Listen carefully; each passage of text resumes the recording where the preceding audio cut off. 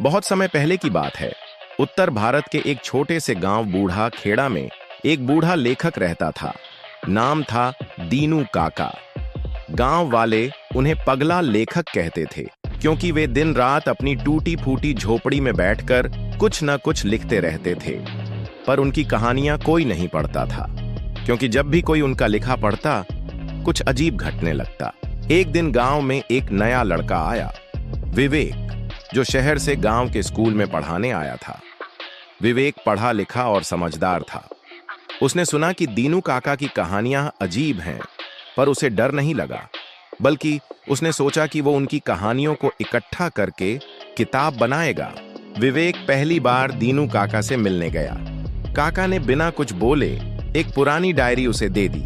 Diary पर खून से लिखा सा एक शब्द था, लिखा मत पढ़ो। पर विवेक हंस पड़ा, अरे ये तो एक टैगलाइन जैसी लगती है। और उसी रात उसने पहली कहानी पढ़नी शुरू की। पहली कहानी थी नीले कुन्ने की आत्मा। जैसे ही उसने पढ़ना शुरू किया, बाहर तेज आंधी चलने लगी। बिजली कड़की और कुर्सी हिल गई, पर उसने पढ़ना बंद नहीं किया। आखिरी लाइन पढ़ते ही एक ठंडी सी हवा उसके कमरे से गुजरी और खिड़की अपने आप बंद हो गई। अगली सुबह विवेक को स्कूल में खबर मिली, गांव की कमली चाची रात को नीले कुएं में गिरकर मर गईं। वही नीला कुआं जिसका जिक्र कहानी में था। संयोग? शायद, पर यह बस शुरुआत थी। विवेक ने दूसरी कहानी पढ़ी, शिकारी पेड़। कहानी एक ऐसे पेड़ की थी जो रात को चल सकता था और लोगों को निगल जाता था। पढ़ने के कुछ घंटे बाद गांव का एक लड़का गायब हो गया और उसकी चप्पल वहीं पुराने पीपल के नीचे मिली।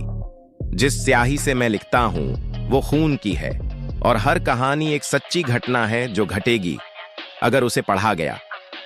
पर अब देर हो चुकी थी। पर यह बस शुरुआत थी। कहानी में लिखा था कि जो भी इस आखिरी कहानी को पूरा पढ़ेगा, उसकी आत्मा खुद कहानी बन जाएगी, और अगला लेखक वही होगा जो उसे पढ़ेगा। एक दिन गांव में एक नया लड़का आया, विवेक, जो शहर से गांव के स्कूल में पढ़ाने आया था। विवेक पढ़ा लिखा और समझदार था। उसने सुना कि दीनू काका की कहानियां अजीब हैं, पर उसे डर नहीं लगा, बल्कि उसने सोचा कि वो उनकी कहानियों को इकट्ठा करके किताब बनाएगा। विवेक पहली बार दीनू काका से मिलने गया। काका ने बिना कुछ बोले एक पुरानी डायरी उसे दे दी। डायरी पर खून से लिखा सा एक शब्द था, लिखा मत पढ़ो। पर विवेक हंस पड़ा, अरे ये तो एक टैगलाइन जैसी लगती है। और उसी रात उसने पहली कहानी पढ़नी शुरू की। क्या मतलब? दीनू काका बोले, मैं नहीं लिखता बेटा, ये कहानियां खुद मुझे लिखवाती हैं। पहली कहानी थी नीले कुन्ने की आत्मा।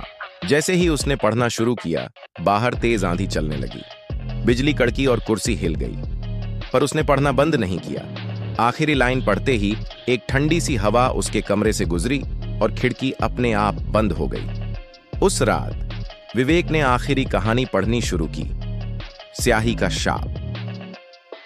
अगली सुबह विवेक को स्कूल में खबर मिली, गांव की कमली चाची रात को नीले कुएं में गिरकर मर गईं। वही नीला कुआं जिसका जिक्र कहानी में था। संयोग? शायद, तू उन्हें जगा रहा है। अब विवेक को समझ आया कि क्यों डायरी पर लिखा था, लिखा मत पढ़ो। विवेक ने डरते हुए पूछा, तो मैं जो पढ़ रहा हूं? अब विवेक डरने लगा, लेकिन साथ ही उसे लगने लगा कि ये कहानियां सिर्फ कल्पना नहीं थीं। वो दीनू काका से मिलने गया और पूछा, ये कहानियां आप कहां से लाते हैं?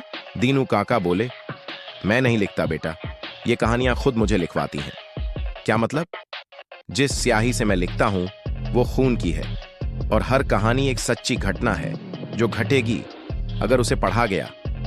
विवेक ने डरते हुए पूछा, तो मैं जो पढ़ रहा हूं तू उन्हें जगा रहा है। अब विवेक को समझ आया कि क्यों डायरी पर लिखा था, लिखा मत पढ़ो। पर अब देर हो चुकी थी। उस रात विवेक ने आखिरी कहानी पढ़नी शुरू की, स्याही का शाप। कहानी में लिखा था कि जो भी इस आखिरी कहानी को पूरा पढ़ेगा, उसकी आत्मा खुद कहानी बन जाएगी, और अगला लेखक वही होगा जो उसे पढ़ेगा। कहानी खत्म होते होते विवेक की आंखें काली हो गईं, और अगली सुबह गांव वालों ने देखा, दीनू काका की झोपड़ी में अब वो नहीं थे। वहां एक नई हस्तलिखित डायरी रखी थी। पहले पन्ने पर लिखा था, मैं विवेक हूं, पढ़ने से पहले सोच लेना, क्योंकि अगली कहानी तुम्हारे नाम की होगी। और नीचे एक नाम लिखा था, तुम। अगर तुम ये कहानी पूरी सुन चुके हो तो अब तय तुम्हारा है, अगली कहानी तुम बनोगे या कहानी का अंत। Like, share, subscribe. अगर कहानी ने रोंगटे खड़े कर दिए तो